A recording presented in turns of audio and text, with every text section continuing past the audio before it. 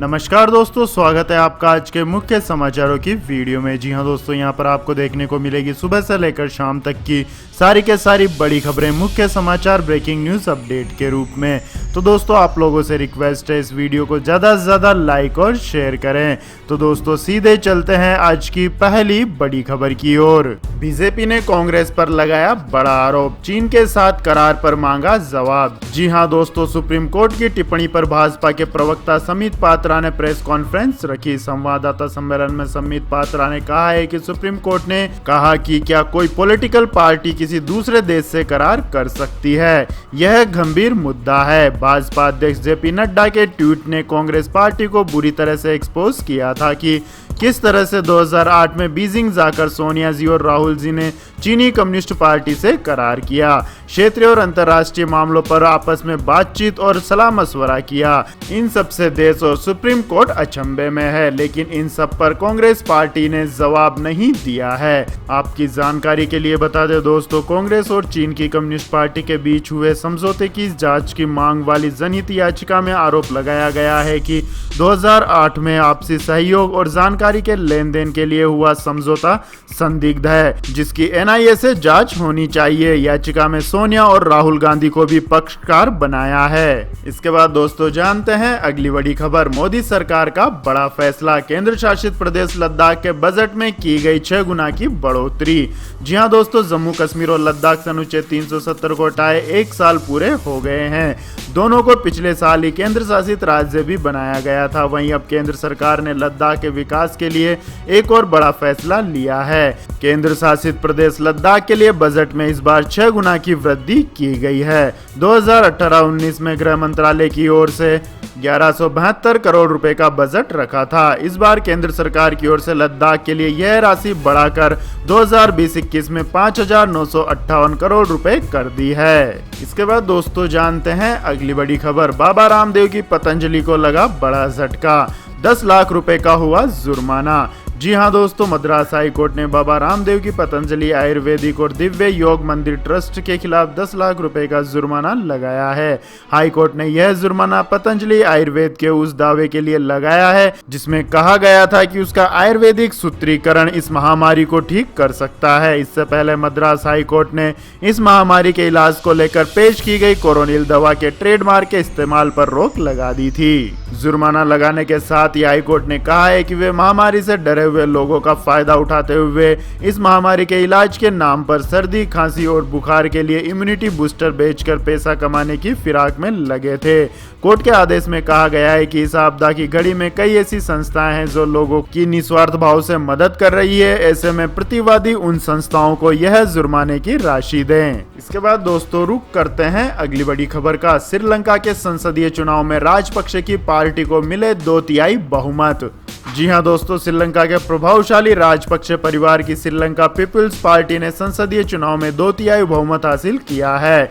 225 सदस्यीय संसद में एसएलपीपी और उसके सहयोगियों ने 150 सीटों पर जीत दर्ज की है। इन चुनावी नतीजों के बाद महिंद्रा राजपक्षे का एक बार फिर से प्रधानमंत्री बनने का रास्ता साफ हो गया है। उनके भाई गोतबाया राजपक्षे पहले ही देश के राष्ट्रपति हैं। 2/3 बहुमत मिलने से राजपक्षे बंधु कुछ महत्वपूर्ण संवैधानिक बदलाव करने में सक्षम होंगे। इसके बाद दोस्तों जानते हैं अगली बड़ी खबर। पीएम किसान स्कीम में 8.69 करोड़ किसानों को मिले 6-6 हजार रुपए। जी हां दोस्तों, प्रधानमंत्री किसान सम्मान निधि योजना के तहत देश के 8 करोड़ 69 लाख किसानों के बैंक अकाउंट में 3 किस्तों के 6,000 रुपए भेज दिए गए हैं। इस स्कीम के तहत सालाना 2-2 हजार रुपए की 3 किस्तें दी जाती हैं। ये 6 अगस्त तक की रिपोर्ट है और अब 2,000 रुपए की एक और किस्त भी आने वाली है। तो दोस्तों आपके पास भी अगर जोत योग्य भूमि है और आप प्रधानमंत्री किसान सम्मान निधि योजना वाली स्कीम से वंचित हैं, तो आप अपने रिकॉर्ड को ठीक करा करके इस योजना का लाभ उठा सकते हैं। इसके बाद दोस्तों जानते हैं अगली बड़ी खबर। दिल्ली में इलेक्ट्रिक व्हीकल खरीदना हुआ सस्ता, 1.5 लाख तक मिलेगी सब्सिडी, रजिस्ट्रेशन भी होगा फ्री। जी हां दोस्तों, राष्ट्रीय राजधानी में दिल्ली सरकार ने इलेक्ट्रिक व्हीकल पॉलिसी लागू कर दी है। इससे दिल्ली वासियों को इलेक्ट्रिक व्हीकल खरीदने में मदद समेत दूसरी सुविधाएं भी मिलेंगी। इस पॉलिसी में सरकार ई वाहनों को बढ़ावा देने के लिए सरकार सब्सिडी देने के साथ साथ इंफ्रास्ट्रक्चर भी डेवलप करेगी। दिल्ली सरकार ने 7 अगस्त को इस पॉलिसी की नोटिफिकेशन जारी किया है। दिल्ली सरकार की इलेक्ट्रिक व्हीकल पॉलिसी में सबसे ज्यादा इंसेंटिव पर जोर दिया गया है। जो भी 2 पहिया या 3 पहिया इलेक्ट्रिक वाहन है उनके लिए 30,000 रुपए का इंसेंटिव दिया जाएगा। इसी तरह कोई कस्टमर अगर 4 पहिया यानी कार खरीदता है तो उन्हें 1.5 लाख रुपए तक की सब्सिडी दी जाएगी। इसी तरह इसमें स्क्रैप पॉलिसी भी शामिल है। अगर यानी आप कोई पुरानी गाड़ी देकर नई इलेक्ट्रिक गाड़ी खरीदते हैं तो आपको उसका भी कुछ आर्थिक फायदा मिलेगा। सभी तरह के इंसेंटिव अलग अलग वाहनों पर अलग अलग तरीके से लागू किया गया है। इस पॉलिसी में रजिस्ट्रेशन चार्ज भी माफ कर दिया जाएगा और साथ ही रोड टैक्स में भी छूट मिलेगी। इसके बाद दोस्तों जानते हैं अगली बड़ी खबर। लेकिन दोस्तों अगली खबर जानने से पहले आप लोगों से गुजारिश है कि इस वीडियो में दिखाई गई खबरें अगर आपको पसंद आई हो तो इस वीडियो को लाइक करें, कमेंट करें और हमारे चैनल को सब्सक्राइब करें। तो दोस्तों जानते हैं अगली बड़ी खबर। भारत के बाद अमेरिका में भी टिकटॉक बैन होने के आदेश से चिढ़ा चीन। जी हाँ दोस्तों, भारत के बाद अब अमेरिका में भी जल्द ही टिकटॉक और वीचैट ऐप बंद हो जाएंगे। अमेरिकी राष्ट्रपति डोनाल्ड ट्रंप ने टिकटॉक और वीचैट ऐप को बंद करने के आदेश दिए हैं। जानकारी के मुताबिक इन दोनों ऐप्स पर अमेरिका में बैन लगाने के आदेश पर ट्रंप ने गुरुवार को हस्ताक्षर कर दिए हैं। यह आदेश अगले 45 दिनों में अमेरिका में लागू हो जाएगा और इसके बाद टिकटॉक और वीचैट बैन हो जाएंगे। एएफपी न्यूज एजेंसी के मुताबिक ट्रंप के कार्यवाही आदेश में टिकटॉक को अमेरिकी अर्थव्यवस्था और उसकी राष्ट्रीय सुरक्षा के लिए खतरा बताया गया है। इसी बीच अमेरिकी राष्ट्रपति ट्रंप के इस आदेश के बाद चीन की ओर से पहली प्रतिक्रिया आई है। चीन एक बार फिर से चिढ़ गया है। चीन के विदेश मंत्रालय ने ट्रंप के इस आदेश पर विरोध जताया है। चीनी विदेश मंत्रालय ने कहा है कि वह अमेरिकी राष्ट्रपति ट्रंप के इस आदेश का विरोध करता है। चीनी विदेश मंत्रालय के मुताबिक हम अमेरिकी राष्ट्रपति डोनाल्ड ट्रंप द्वारा गुरुवार को मैसेजिंग ऐप वीचैट और वीडियो शेयरिंग ऐप टिकटॉक पर बैन लगाए जाने के आदेश का विरोध करते हैं। इसके बाद दोस्तों जानते हैं अगली बड़ी खबर। फ्लाइट से सफर करने वालों के लिए बड़ी खबर। अब यहां पहुंचकर 14 दिनों का होम आइसोलेशन होगा अनिवार्य। जी हां दोस्तों, इस महामारी के संक्रमण के बढ़ते मामलों को देखते हुए बीएमसी ने बड़ा फैसला लिया है। बीएमसी ने मुंबई आने वाले लोगों के लिए होम आइसोलेशन और क्वारंटाइन के नियमों में बदलाव किया है। बीएमसी की ओर से कहा गया है कि विमान से मुंबई आने वाले सभी यात्रियों को अनिवार्य रूप से 14 दिनों तक होम आइसोलेशन में रहना होगा। 14 दिनों के क्वारंटाइन में भेजने के पीछे महाराष्ट्र सरकार का तर्क है कि इससे इस महामारी के वायरस के अधिक तेजी से फैलने पर रोक लगेगी। लेकिन बीएमसी के इस फैसले को लोग सुशांत सिंह राजपूत आत्महत्या मामले की सीबीआई जांच से भी जोड़कर देख रहे हैं। उनका कहना है कि सीबीआई जांच को लटकाने के लिए महाराष्ट्र सरकार की तरफ से बीएमसी ने 14 दिनों के क्वारंटाइन को अनिवार्य किया है। इसके बाद दोस्तों जानते हैं अगली बड़ी खबर। केरल में भारी बारिश से भूस्खलन, अब तक 14 लोगों की हो चुकी है मौत। जी हां दोस्तों, केरल में लगातार हो रही बारिश के कारण बाढ़ जैसे हालात पैदा हो गए हैं। भारी बारिश के चलते राज्य में भूस्खलन के कारण अब तक 14 लोगों की जान जा चुकी है और कई लोग बुरी तरह से घायल हो गए हैं। हादसे में 50 लोगों के और दबे होने की आशंका जताई जा रही है।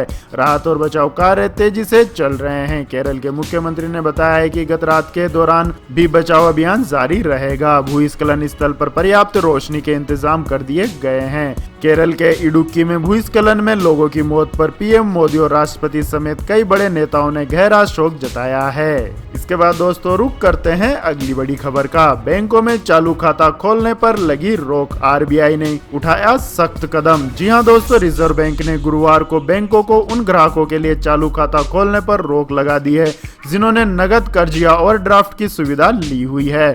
आरबीआई ने जोर देकर कहा है कि इस मामले में अनुशंसा की जरूरत है। एक अधिसूचना में केंद्रीय बैंक ने कहा है कि नया चालू खाता खोलने की तुलना में सभी लेन देन नगद कर्ज या ओवरड्राफ्ट खाते के जरिए किया जाना चाहिए। हालांकि आरबीआई ने यह नहीं बताया है कि इस कदम के पीछे क्या कारण है। गौरतलब है कि 4000 करोड़ रुपए से अधिक पीएमसी सहकारी बैंक घोटाले मामले में कई खाते खोले जाने के बारे में पता चला था। अधिकारियों का कहना है कि इससे व्यवस्था के साथ जो धोखा किया जाता था, गड़बड़ी होती थी, उस पर अंकुश लगेगा। इससे अंततः जमाकर्ताओं के धन का संरक्षण हो सकेगा। इसके बाद दोस्तों जानते हैं अगली बड़ी खबर। टेक्सटाइल में आत्मनिर्भर होगा भारत, मशीन से लेकर मैन मेड फाइबर तक का होगा निर्माण। जी हां दोस्तों, टेक्सटाइल क्षेत्र में आत्मनिर्भर बनने का पूरा प्रारूप तैयार कर लिया गया है। टेक्सटाइल क्षेत्र में इस्तेमाल होने वाली मशीनों से लेकर मैन मेड फाइबर तक का निर्माण भारत में ही किया जाएगा। टेक्सटाइल मंत्रालय जल्द ही फोकस प्रोडक्ट स्कीम लॉन्च करने जा रहा है। मैन मेड फाइबर के इस्तेमाल पर इंसेंटिव देने की भी तैयारी की जा रही है। टेक्सटाइल मंत्रालय के मुताबिक भारत में टेक्सटाइल का घरेलू बाजार 150 अरब डॉलर का है। इस क्षेत्र में 4.5 करोड़ लोगों को प्रत्यक्ष रूप से तो 5.5 करोड़ लोगों को अप्रत्यक्ष रूप से रोजगार प्राप्त होता है। इसके बाद दोस्तों जानते हैं आज के मौसम समाचार। तो दोस्तों आज केरल और तटीय कर्नाटक में कई स्थानों पर मध्यम से भारी बारिश होने का अनुमान है। वहीं गुजरात, मध्य प्रदेश, उप हिमालय, पश्चिम बंगाल, सिक्किम, असम के कुछ हिस्सों, उत्तरी तटीय आंध्र प्रदेश, उड़ीसा, गंगीय पश्चिम बंगाल, अंडमान व निकोबार द्वीप समूह और लक्षद्वीप के कुछ हिस्सों में हल्की से मध्यम बारिश के साथ 1-2 स्थानों पर भारी बारिश हो सकती है। उत्तर प्रदेश, बिहार, झारखंड, उत्तराखंड, हिमाचल प्रदेश में कुछ स्थानों पर, जबकि पंजाब, हरियाणा और दिल्ली में 1-2 स्थानों पर हल्की से मध्यम बारिश होने के आसार हैं। इसके बाद दोस्तों जानते हैं आज के पेट्रोल और डीजल के भाव। तो दोस्तों अंतर्राष्ट्रीय बाजार में इन दिनों सुस्ती सी छाई हुई है, जिसका सीधा असर घरेलू बाजार में भी दिखने को मिला है। सरकारी तेल कंपनियों HPCL, BPCL, IOC ने बीते 6 दिनों से पेट्रोल डीजल की कीमतों में कोई इजाफा नहीं किया है। इससे पहले कुछ शहरों में डीजल की कीमत में कुछ पैसों की बढ़ोतरी हुई थी। राष्ट्रीय राजधानी दिल्ली में आज 1 लीटर पेट्रोल की कीमत 80 रुपए 43 पैसे है, जबकि 1 लीटर डीजल का दाम 73 रुपए 56 पैसे प्रति लीटर पर बना हुआ है। इसके बाद दोस्तों जानते हैं अगली बड़ी खबर। सोने की कीमतों में लगातार 16वें दिन रिकॉर्ड तेजी, पहली बार दाम 57,000 रुपए के पार। जी हां दोस्तों, सोने की कीमतों में लगातार 16वें दिन तेजी का सिलसिला जारी रहा। शुक्रवार को 10 ग्राम सोने की कीमतें पहली बार 57,000 रुपए के पार पहुंच गई हैं। वहीं 1 किलोग्राम चांदी के दाम रिकॉर्ड स्तर 77,000 रुपए पर पहुंच गए हैं। आपकी जानकारी के लिए बता दें दोस्तों, दिल्ली सराफा बाजार में सोने का भाव अब तक के नए उच्चतम स्तर पर 57,008 रुपए प्रति 10 ग्राम पर पहुंच गया है। इससे पहले गुरुवार को यह 57,002 रुपए प्रति 10 ग्राम पर बंद हुआ था। वहीं 1 किलोग्राम चांदी का भाव 77,264 रुपए से बढ़कर 77,840 रुपए पर पहुंच गया है। इसके बाद दोस्तों जानते हैं अगली बड़ी खबर। दुबई से आया एयर इंडिया एक्सप्रेस का विमान कोझिकोड रनवे पर उतरते वक्त फिसला। जी हां दोस्तों, केरल के कोझिकोड रनवे पर शुक्रवार की रात को एक बड़ा हादसा हुआ है। कोझिकोड के कारीपुर एयरपोर्ट पर एयर इंडिया एक्सप्रेस का विमान उतरते वक्त फिसल गया। फिसलने के बाद विमान एयरपोर्ट से सटी घाटी में चला गया और 2 हिस्सों में बंट गया। विमान में 189 यात्री सवार थे और इस हादसे में पायलट समेत 2 लोगों की मौत हो गई। इसके बाद दोस्तों जानते हैं अगली बड़ी खबर। भारत में होगा T20 विश्व कप 2021, ऑस्ट्रेलिया को 2022 संस्करण की मेजबानी। जी हां दोस्तों, ICC T20 विश्व कप 2020 को इस महामारी की वजह से स्थगित कर दिया गया था। ये टूर्नामेंट इस साल ऑस्ट्रेलिया में खेला जाना था। ऑस्ट्रेलियाई क्रिकेट परिषद ने अपनी अहम बैठक की, जिसमें यह तय किया गया कि अगले साल होने वाला T20 विश्व कप 2021 किस देश में होगा। इस टूर्नामेंट की मेजबानी भारत के पास बरकरार रखी गई है, जबकि ऑस्ट्रेलिया को 2022 T20 विश्व कप की मेजबानी सौंपी गई है। गौरतलब है कि ऑस्ट्रेलिया चाह रहा था कि वो अगर इस साल T20 विश्व कप का आयोजन नहीं कर सका है तो अगले साल T20 विश्व कप उसे दिया जाए, जो कि भारत के पास है। लेकिन BCCI इसको लेकर अड़ गया और एक बार फिर BCCI की ताकत दिखाई दी जब ICC ने भारत की मेजबानी को बरकरार रखा। हालांकि BCCI के पास कुछ जरूरी कारण भी थे, जिसकी वजह से यह फैसला लेना पड़ा। इसके बाद दोस्तों जानते हैं अगली बड़ी खबर। फेसबुक ने लॉन्च किया टिकटॉक का क्लोन। इंस्टाग्राम रील्स से बनेंगे मस्त वीडियो। जी हां दोस्तों, फेसबुक ने टिकटॉक की टक्कर में अपने नए फीचर इंस्टाग्राम रील्स को लॉन्च कर दिया है। वैसे तो इंस्टाग्राम ने भारत में अपने नए फीचर रील्स की पिछले महीने टेस्टिंग शुरू कर दी थी, लेकिन अब इसे ऑफिशियली लॉन्च कर दिया गया है। आपको बता दें कि कंपनी ने अब इसे 50 देशों में एक साथ लॉन्च करने का ऐलान कर दिया है, जिसमें US, Bharat, Brazil, France, Germany, UK, Japan, Australia और अन्य देश शामिल हैं।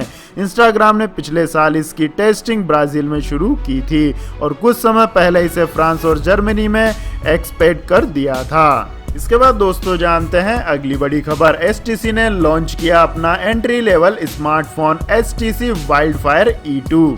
जी हां दोस्तों, पिछले दिनों सामने आई रिपोर्ट में जानकारी दी गई थी कि HTC का upcoming smartphone Wildfire E2 Google Play console पर स्पोर्ट किया गया है। वहीं अब यह स्मार्टफोन रशिया में लॉन्च कर दिया गया है। कंपनी ने इसे एंट्री लेवल सेगमेंट में उतारा है, जो कि कई खास व उपयोगी फीचर से लैस है। फीचर्स के मामले में HTC का यह entry level smartphone Chinese brand के स्मार्टफोन को टक्कर दे सकता है। हालांकि कंपनी ग्लोबल मार्केट में HTC वाइल्डफायर E2 के लॉन्च व उपलब्धता को लेकर कोई खुलासा नहीं कर रही है। वैसे बता दें कि इसके लॉन्च की आधिकारिक घोषणा नहीं की है, बल्कि यह जानकारी एक रशियन वेबसाइट द्वारा दी गई है। तो यह थी दोस्तों आज की सभी महत्वपूर्ण बड़ी खबरें। तो दोस्तों, आपको हमारा वीडियो कैसा लगा कमेंट करके जरूर बताएं और हमारे इस वीडियो को अधिक से अधिक लाइक और शेयर करें। साथ ही हमारे चैनल को सब्सक्राइब करके बेल आइकन का बटन भी दबा लें। धन्यवाद। जय हिंद, जय भारत, वंदे मातरम।